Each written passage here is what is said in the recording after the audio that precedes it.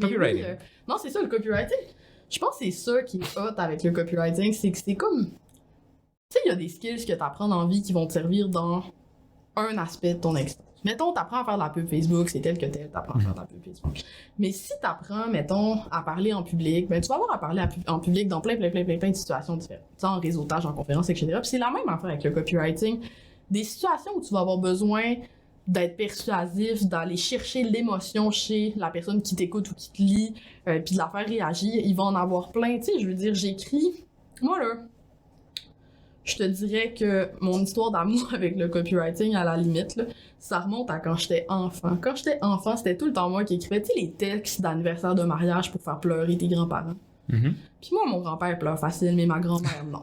Ma grand-mère, là, paternelle, pas évident à la faire brailler. Je me rappelle que j'avais comme 12 ans, là, que j'étais en train d'écrire mon texte, puis je me disais, c'est que je peux écrire pour faire brailler ma grand-mère. Naissance de copyright. Non, mais tu sais, je veux dire, c'est quelque chose que tu vas appliquer dans toutes sortes de situations. Puis, tu sais, à cette heure, je fais vraiment de la déformation professionnelle. J'écris mes cartes de fête, puis genre, je me dis, tu sais, comment je peux rendre ça surprenant, intéressant. Tu sais, c'est génial. J'aime ça parce que tu t'en sers partout, tout le temps. C'est vraiment un skill que tu développes, puis qui est large, puis qui peut être utilisé de multiples façons. Ouais. Maintenant qu'on a mis en contexte un peu l'utilité du copywriting, puis un peu c'est quoi exactement, puis à quoi ça sert, je pense qu'il faudrait qu'on donne une couple d'exemples de trucs, à savoir comment est-ce que tu peux rendre, appliquer les skills de copywriting dans ta gestion d'entreprise pour être capable de générer plus de ventes. Fait que je vais peut-être essayer de me lancer de trouver des exemples comme ça. Là. On s'est essoufflé cet après-midi, on a déjà tout donné des exemples qu'on avait préparés, fait que là on va faire une petite improvisation. Ouais. Mais par exemple, quand on a fait le copywriting pour le bootcamp entrepreneurial, fait que ça a été un processus assez intéressant parce que l'objectif du bootcamp entrepreneurial, pour ceux qui ne sont pas familiers avec ça, c'est 30 jours, un courriel par jour. Donc, on laisse le temps au monde de décanter la fin de semaine. Fait que ça fait 6 semaines. Fait que c'est 30 missions en 6 semaines pour enseigner les gens à se lancer en entreprise à partir de je sais absolument pas quoi faire à j'ai fait une pièce. Fait que ça, c'est l'idée. Mais dans le fond, ce morceau de contenu-là, c'est ce qu'on appelle un lead magnet. C'est une offre d'entrée pour qu'on fait de la publicité là-dessus, pour être capable de cibler les gens qui savent pas exactement où se lancer. La raison pourquoi on a fait ça, c'est d'une part parce que souvent on a des gens qui veulent s'inscrire à la tranchée, mais la tranchée c'est trop avancé pour eux autres. Puis on n'avait pas rien à leur donner. Fait que c'est un petit peu le marché qui nous a demandé ce produit-là. Mais l'autre objectif, c'est les gens qui sont absolument trop loin pour la tranchée, mais on veut les faire avancer dans le processus pour ensuite de ça leur proposer la tranchée et qu'ils s'abonnent, et ensuite de ça leur proposer d'autres formations plus avancées pour qu'ils puissent continuer de se développer en tant qu'entrepreneur. Fait que si on regarde ça d'une façon comme externe, et pas de se dire le bootcamp c'est un programme en soi, mais ça fait partie d'une stratégie de contenu à long terme qui vise à engager une relation avec tes clients. Fait que tout ça, là, cette grosse affaire-là, c'est aussi ça un peu du copywriting. Ben oui, absolument.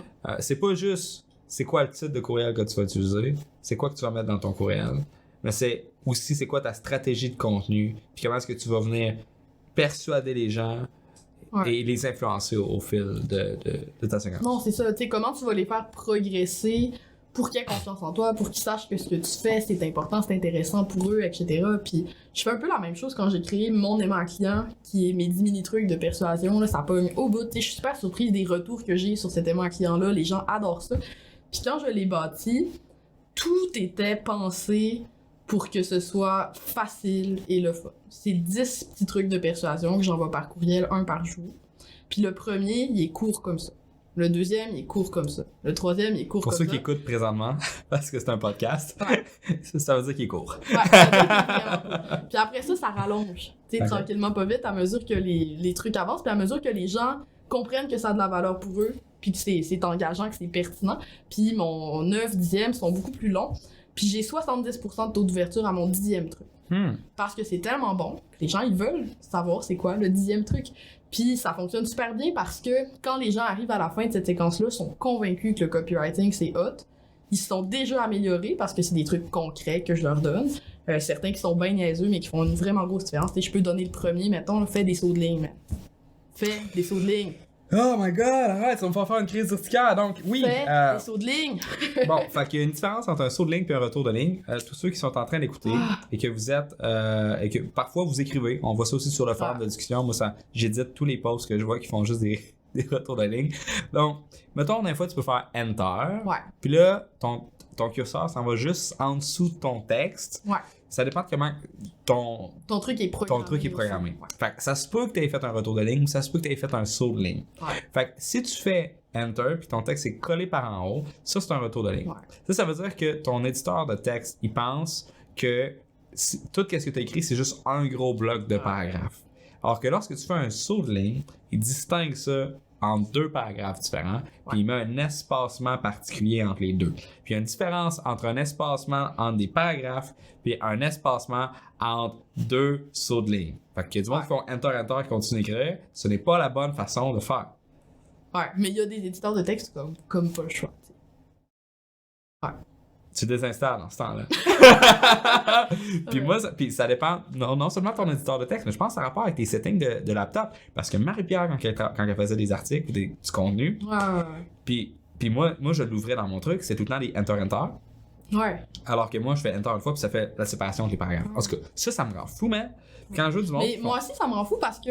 Ça me rend folle parce que, dépendamment de ce que j'utilise, des fois, je fais mon copier-coller, puis je suis comme, voyons, c'est pas ça que je voulais, tu sais, puis ça défoue, c'est ça. Puis la meilleure façon d'expliquer ça, c'est pour tous ceux qui ont fait une petite formation de base en HTML, comme tu vas apprendre c'est quoi la différence. Il y en a un que c'est une balise P, donc une balise paragraphe.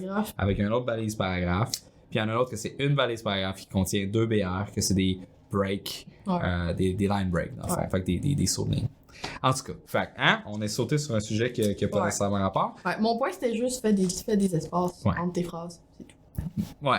On devrait, je pense que tout le monde devrait apprendre ça. C'est quoi ton 4e truc, mettons? Ou un autre? Je sais pas par cœur, mais il y en a vraiment plein. Je pense qu'il y en a un qui c'est genre sur les points d'exclamation. Genre lâche les points d'exclamation. Je trouve ça. Tu sais, toi tu dis que les faux sauts de l'été, les retours de ligne, ça te fait faire de l'urticaire ou peu importe.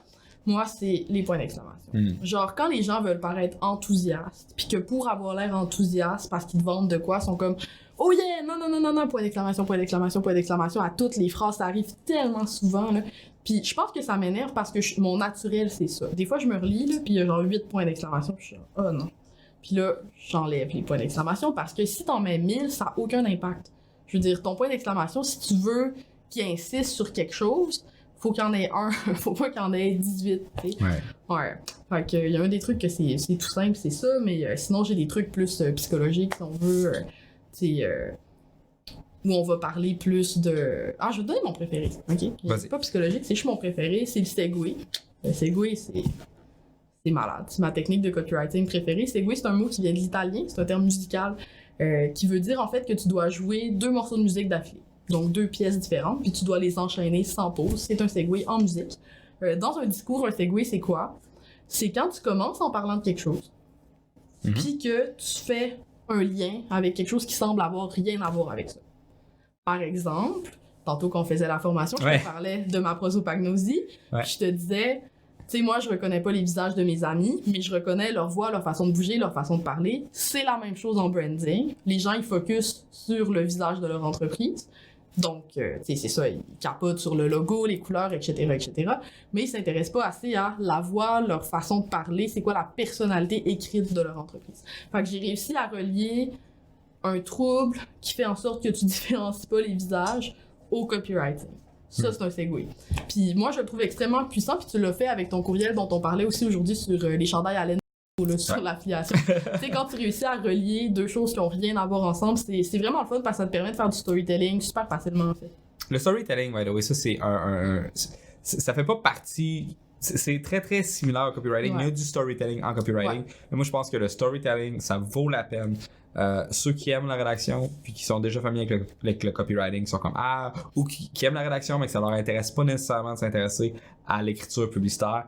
Intéressez-vous au storytelling. Il y a un livre que j'adore, ça s'appelle Secrets of Story, d'un gars qui s'appelle Matt Burge, je pense. Et c'est absolument fantastique comment est-ce que il va construire la façon est-ce qu'on s'identifie à un personnage, comment est-ce qu'on se crée des attentes et comment est-ce que qu'est-ce qui fait en sorte que quelque chose a du sens. C'est pas nécessairement de surprendre des gens au détour avec une twist, un plot twist qui est invraisemblable, mais plutôt de faire en sorte que les gens aient se créer des attentes et de gérer ces attentes-là et de leur offrir une récompense ironique à cause que le sens est dans l'ironie. Et moi, au début, quand j'ai lu ça ou que j'ai entendu ça pour la première fois, je l'ai acheté physique et je l'ai acheté en audio tellement qu'il est bon. Je comprenais pas exactement. Mais à chaque fois que tu as une transformation d'un personnage, c'est toujours à travers un effet qui était pas attendu, mais qui a une conséquence positive ou négative. Il aurait fallu que je me prépare un exemple concret parce que c'est vraiment abstrait comme concept, j'en suis conscient. Mais Secrets of Story, c'est vraiment... Écoute, je l'ai jamais lu, tu me donnes ça vraiment vaut vraiment la peine. J'ai le goût de faire un film depuis que j'ai lu ce livre-là. Ah ouais. Vraiment, là, c'est malade.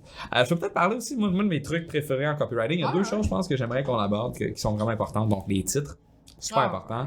Et ensuite de ça, on a parlé un peu de Gene Schwartz dans la formation, mais j'aimerais ça qu'on aborde un autre aspect qu'on n'a pas vraiment parlé, qui est le frame stacking, qui est également quelque chose que personne parle, mais qui est excessivement puissant. Donc, premièrement, les titres.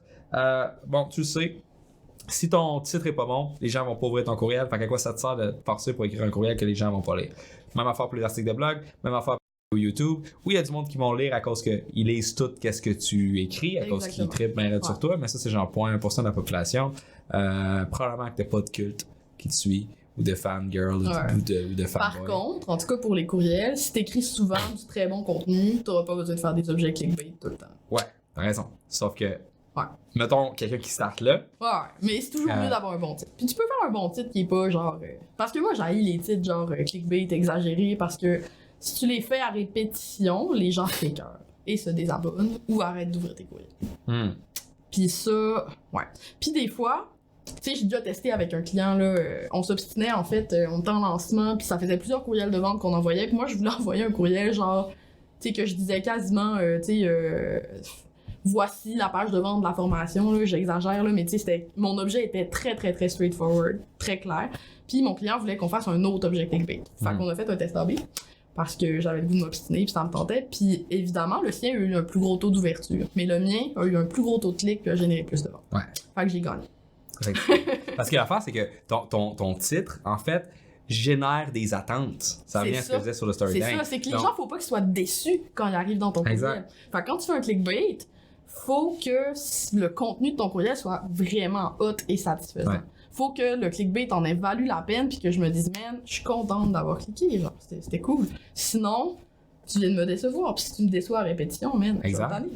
C'est vraiment quand j'arrivais, justement, on faisait des concours. À chaque infolette, on faisait tous nos titres, on faisait un test A/B selon ça. Et il y en avait un, le gars marketing, Jimmy, qui s'appelait, il faisait... Souvent, ses titres étaient meilleurs que les miens, mais c'est parce qu'il était hyper vague. Fait que c'est comme, laissez-vous voguer vers vos désirs. Un truc dans ce genre-là pour vendre une croisière, tu sais. Puis moi, je suis comme, les 4 faits surprenants de la Grèce, je sais pas quoi, tu sais, l'enfant de même. Puis lui, souvent, son taux d'ouverture était plus haut à cause que c'est comme, c'est quoi cette affaire-là? Mais le taux de clic était bas. Fait que t'es mieux d'avoir un nombre de clics total vers ta page de paiement plus élevé. Donc c'est ça la métrique qu'il faut mesurer, pas juste le taux d'ouverture. Ouais, absolument. Ouais, le taux d'ouverture, tu sais, je rante souvent là-dessus, le fait que les gens sont obsédés par leur taux d'ouverture au point que c'est souvent la seule métrique qu'ils regardent quand ils commencent à s'intéresser au marketing par courriel, puis ils la regardent même pas dans l'ensemble. Tu sais, ton taux d'ouverture, tu devrais aussi checker s'il réduit tranquillement avec le temps à une vitesse un peu alarmante, ce qui veut dire que t'es peut-être en train de brûler ta liste avec trop de clickbait.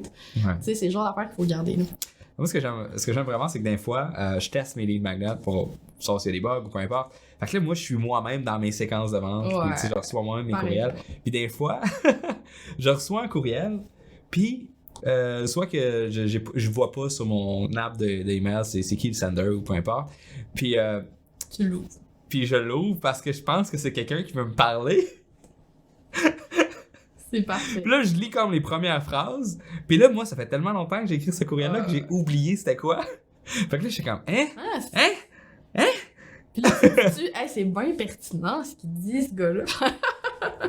Ouais, c'est bon. Ah oui, tout le kit. Je me fais avoir par mon propre marketing comme quand même assez souvent. Fait que dans ce temps-là. Puis, parce qu'en même temps, là, écrire des bons courriels, c'est sûr que là, on s'éloigne un peu des titres, on va revenir. Mais écrire un bon courriel, là, c'est pas juste tu t'assis devant ton ordi, puis t'écris un courriel, ça te prend 15 minutes. C'est long d'écrire un bon courriel. Faut que tu te mettes dedans. Puis c'est pas juste tu l'écris une fois, ton premier jet, puis c'est terminé. C'est tough, là. Faut que tu. You have to care. Ouais, pis faut que tu sois mad quand tu l'écris, faut que tu sois comme. Faut que tu sois fired up. Je sais pas s'il faut que tu sois mad, mais. Je pense que ce qui manque. Bye ma chaise! Il est choqué, il se fâche. Ouais, ok. Mais, tu sais, je pense qu'il faut surtout. Pis ça manque à beaucoup de gens. Faut que tu aies une intention claire en arrière du courriel que t'es en train d'écrire. Tu sais, des fois, je lis une infolette, pis genre. Ça se pitch de tous les sens. Il est en train de me donner toutes les nouvelles de sa vie, un peu pêle-mêle. Ça m'intéresse pas. Faut que t'aies une intention, genre, en arrière. Tu sais, qu'est-ce que tu veux me faire vivre? Qu'est-ce que tu veux m'apprendre dans ce courriel-là? Où est-ce que tu veux m'amener? Sur quoi tu veux que je clique, man? Genre, faut que ça se sente, là. Sinon, je vais pas cliquer sur tous les liens dans ton courriel pour le fun. Des fois, mettons, j'arrive pour écrire un courriel. Puis là, dans le fond, la seule chose que j'ai à dire, c'est on a sorti tel article de blog, il y a tel événement qui s'en vient, puis by the way, inscris-toi dans la tranche. Bon. Fait que là, dans le fond, là, j'arrive pour écrire mon courriel, ça me tente pas d'écrire mon courriel, j'ai d'autres choses à faire dans ma journée, je sais qu'il faut que je le fasse parce qu'il faut que je fasse la promotion du podcast, peu importe. Ben, comme le podcast qu'on a fait ensemble, tu sais, hier, tu sais, j'aurais juste pu dire on a un podcast demain. Mais non, t'as fait un long courriel. À la place, j'ai fait comme, ok, comment est-ce que je fais pour prendre quelqu'un qui est dans son quotidien, dans sa routine, pour faire en sorte de le prendre par le col, puis de le shaker, puis de dire ah! On a un podcast! Comme, clique, puis viens l'écouter. C'est important. Fait que faut que tu sais, ça, comment est-ce que tu fais pour faire ça? Pas faire ça juste en disant hey, on a un podcast demain. C'est plate. De quoi est-ce qu'on va parler? Pourquoi est-ce qu'on en parle? Pourquoi est-ce que c'est important dans ta vie qu'on en parle? Pourquoi est-ce que c'est important que tu passes 1h30 à venir me voir sur Facebook Live à la place de passer du temps avec ta femme et tes enfants? À part peut-être que t'es ta femme et tes enfants de gosse. Si c'est le cas, ben écoute, c'est vraiment pas un top sell. C'est bon, ça. C'est ça, good, man. Fais pas un emoji de cœur, fais un emoji de surpris. Comme ça, on va savoir que c'est toi. Tu leur donnes-tu un rabais, ça a tranché? Ouais, je vais vous contacter, je vais vous offrir un rabais. Ceux qui sont tannés, ok. Mais... on est fatigué de la formation.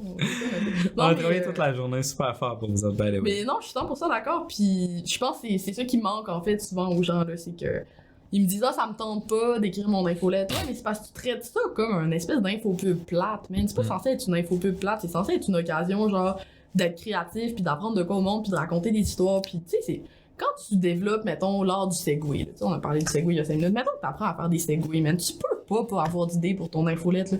C'est impossible, là. Genre, je veux dire, n'importe quoi qui t'arrive. Tu sais, l'autre fois, j'étais en coaching avec... Je fais un coaching de prise de parole en public en ce moment, c'est vraiment le fun. Puis, j'arrive... Parce que tu as une conférence, d'ailleurs, le 9 novembre. Ben oui, toi aussi. Oui. Ça va être le fun. Mais non, c'est ça, fait que tu sais, j'arrive au coaching, puis il y avait un pichet d'eau qui m'attendait avec des verres, tout ça, puis j'expliquais à Nicolas qui me donnait mon coaching comment ça marche les segways, puis je disais, tu sais, je pourrais faire un segway avec ton pichet d'eau, genre comme ça, là. Là, je suis arrivée chez vous, tu m'attendais, t'avais anticipé mon besoin d'avoir de l'eau parce que tu sais que je m'en viens chez vous à pied, que je vais être un peu fatiguée, que je vais vouloir boire. En plus, on va vouloir parler. Tu sais, je vais avoir besoin de m'hydrater et tout ça. Fait que tu as pensé d'avance. Puis, genre, t'étais préparé à m'accueillir pour que je me sente bien. Faut que tu fasses la même chose avec ton site web. Quand les gens arrivent sur ton site web, là, faut que tu les accueilles bien, faut que tu les attendes avec un pichet d'eau. Faut qu'il y ait un gros bouton. C'est quoi ton pichet d'eau métaphorique? Ouais, c'est ça.